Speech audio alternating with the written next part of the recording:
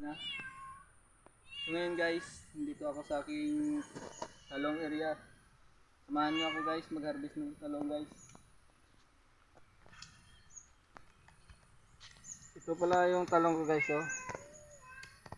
Ito yung sobrang laki guys oh. Yan. Sobrang dami to yung talong ko guys. Nasa 230 ka puno guys. Yan na guys. So ngayon guys, ito na yung aking na-harvest guys. Yan po ito. Yan guys, sobrang dami guys.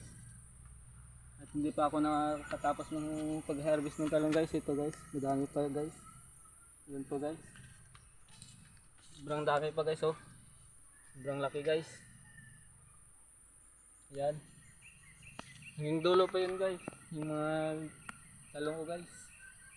Yan. Yan na guys. At yun na nga yung mga talong ko dito guys. Sa aking farm guys. Ayan na guys.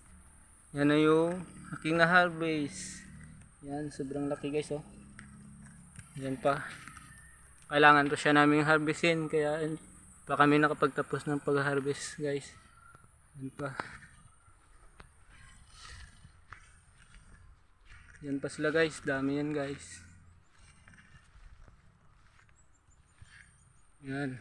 Hanggang dyan pa yan guys.